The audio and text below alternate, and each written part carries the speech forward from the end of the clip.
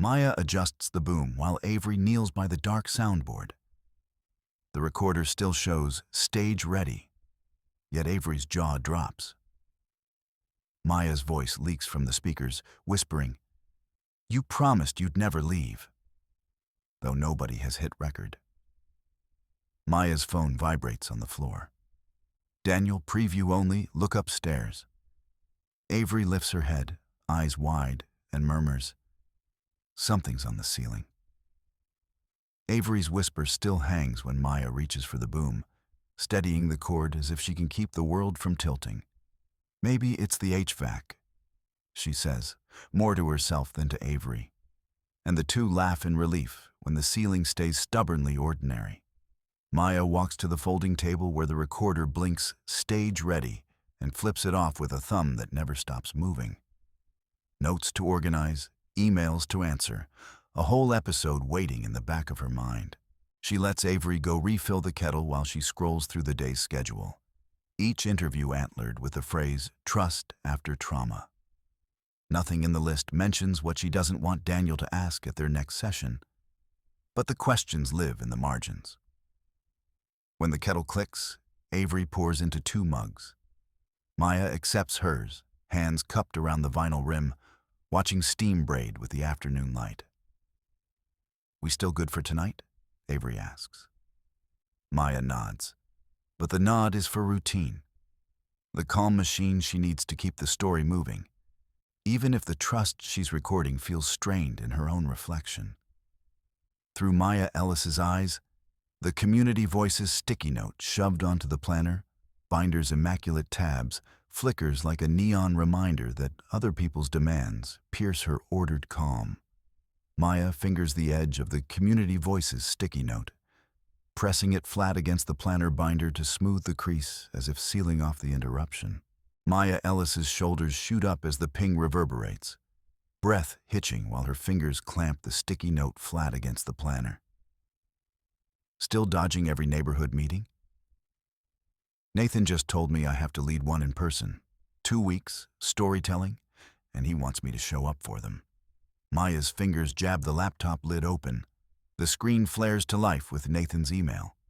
Her thumb drags the trackpad, scrolling past sentences as the cursor hovers before she drags a Community Voices sticky note from the stack and presses it to the screen's edge, pushing until the edges curl. She snaps the planner binder shut, the dated tabs clicking as her shoulders tense, then lower. Sticky notes labeled Community Voices are splayed atop the planner binder, their chipped handwriting echoing the layered expectations that keep Maya tethered to other people's needs, even in her carefully scheduled day. Maya's jaw tightens, and shoulders scrunch upward, fingers clawing the desk edge as if pinning herself down. Maya Ellis pinches the bridge of her nose, dragging the Community Voices sticky notes across the planner binder's tabs as if trying to scrape a plan clean. Her hand jabbed the laptop trackpad. The glow of Nathan's email stayed put while her forearms collapsed onto the desk and her shoulders folded inward. Through Maya's eyes, the planner binder with dated tabs sits open, each tab marching toward tonight's hearing, underscoring how her guarded normal is defined by schedules that keep dragging her into community spaces. Maya flips through the planner binder, tabs clicking past dates until the Engagement Strategy tab snaps into view. Then she drags the binder closer, pressing both palms flat to anchor it. Maya Ellis's jaw clenched, shoulders inching upward as if bracing against an invisible tide, eyes darting to the binder as if the resident's gaze were a tangible weight on her shoulders. Maya Ellis's fingers pressed the laptop lid down, the screen cutting out with a sharp click as her shoulders hitched and tensed before releasing. She slid the cover back, the hinge protesting once as the cursor blinked over the reply button, her jaw tightening as it hovered. Maya slides into a folding chair near the back, arms folded over the project folder with Nathan's memo as she watches neighbors settle through the glass doors. She shifts, bracing, sliding the schedule sheet listing Dr. Valdez's trauma healing circle closer to shield her lap while her gaze stays sharp on the entryway. Through Maya's view, The schedule sheet listing Dr. Valdez's trauma healing circle lies beside the folder. Tonight's slot circled in Nathan's precise ink. Proof she's already spoken for. Lila. We ask every outsider to share why this project matters to them so the room knows it's not just another city briefing. Maya. I'm here to listen for housing needs. I'm collecting stories for the city report. Maya Ellis freezes, shoulders rigid, as dozens of eyes seem to pin her in place. Her fingers curl into the edge of the chair, knuckles paling with the effort to keep from pulling away. Naomi steps into the aisle, the schedule sheet folded between her palms as if anchoring her pulse, and her gaze locks on Maya.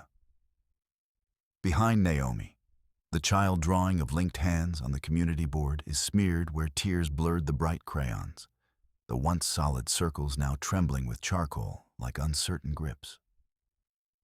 We keep naming trauma in every meeting, and we need to know the outsider in the room isn't afraid to admit it's real. Why should we trust you to hear it? I understand trauma matters, but I came to collect the logistics so we can meet deadlines. Maya Ellis's jaw clenches, shoulders hunching, the notebook pressing damply into her palm while her breath comes in quick, shallow bursts. Jamal leans over the sign-in table, palm flat on the laminated schedule sheet, tapping each block with growing urgency as the hall's murmur presses in. The schedule sheet's listing of Dr. Valdez's trauma healing circle glows under the hall lights, each letter doubly underlined as if stamped with a reminder that Maya is being marched into the next official session. Dr. Valdez will lead a circle next week, and the city won't move forward unless you're seen as someone who can listen without shutting down. Can you do that for us? I'll attend and take notes. But my role is still to document community needs. Maya's jaw clenches, knuckles whitening on the pen as she slowly blinks, shoulders stiffening like a drawn bow. In the ceramic bowl at the circle's center, one riverstone gleams almost translucent where countless palms have smoothed it flat. A silent ledger of trust passed through hands before Maya even sat down. Maya jerks up from the cloth-covered chair, knees knocking as she backs toward the curtain. Her palm skims the rim of the ceramic bowl before snatching the curtain's edge, shoulders locked against the circle. Dr. Valdez, you're meant to hear this. Maya, I have nothing to give. Dr. Valdez, then simply witness. We don't ask for more than you can offer. Maya Ellis's shoulders slacken as her gaze lifts toward the circle, pupils widening with a fragile stillness. Lila, I let people go because I feared the weight of their needs. Maya, so you chose loneliness too?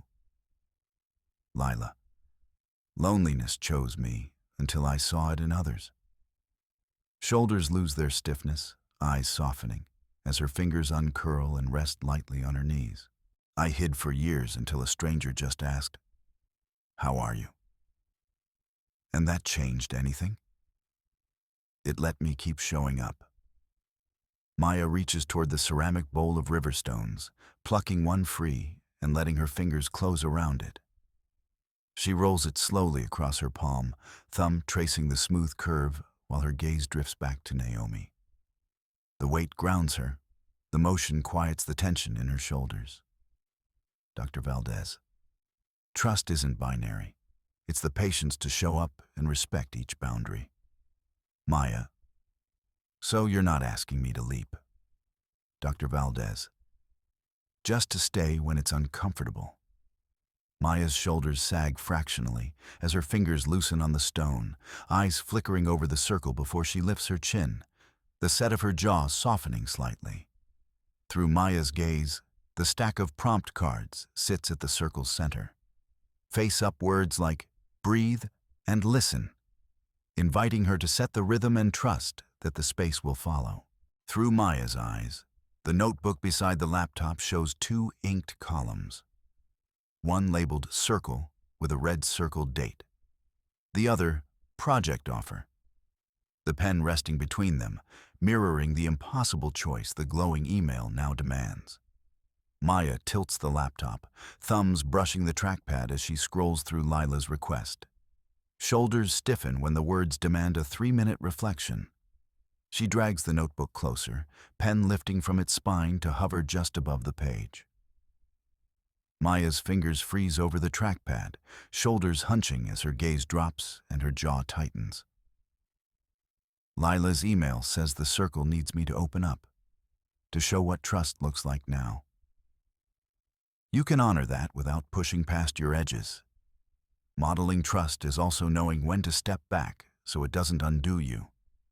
Maya Ellis's fingers tighten around the pen, jaw clenched as she stares at the blank page, shoulders tensing as if bracing against a weight she cannot shift. Maya lifts the pen, presses it hard into the notebook, and writes 3 minutes in thick letters. Then breathe. Then pause if needed. Each phrase ringed with quick, nervous circles. Notebook page circled in red highlights the storytelling session that now feels like a demand the city is waiting on. While the handwritten reminder below insists Maya Ellis's presence proves residents are heard. Maya drags the pen tip across the red circle, lingering over community storytelling session, as the ink darkens with each hesitant press. Maya's jaw tightens, lips pressed thin as she stares at the red circle, shoulders stiffening beneath the afternoon light. Maya thumbs open the notebook, her fingers momentarily hesitating before the pen tip finally touches paper. She drags the pen across the first line, the ink forming careful, deliberate letters about invisible wounds, then sweeps a precise underline beneath, "Respect my pace." Pressure steady but restrained. Maya Ellis's eyes glisten, shoulders hitching as she slowly licks her lips and forces the pen to glide across the page despite the tremor in her hand. Maya waits, the word trust hanging in the hush that swallows the apartment's soft light and distant city hum. Boundary check-in sheet beside the flickering candles shows Maya Ellis's name with "Hold space without speaking" noted, and the box for "Others honor my quiet" already checked. Maya draws a slow breath, pressing her palms to her knees to steady the trembling. Her fingers settle on the boundary check-in sheet beside the flickering candles, anchoring her in the quiet, patient space. "I'm still steadying myself. Can we start quiet, Dr. Valdez? We'll go exactly as slow as you need." Lila's shoulders soften, a gentle nod keeping pace with her steadying breath as a calm warmth lingers in her smile. "Adar Valdez, when you're ready, will you share what feels safe to say?" Maya: "Yes, but please respect that I'll take time even as I share." Maya presses her fingertips to the edge of the boundary check-in sheet, anchoring herself before rising.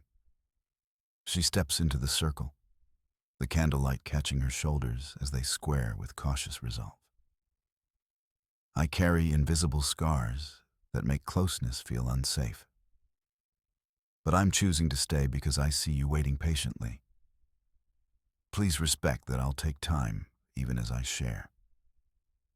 We hear you, and we'll keep honoring that pace."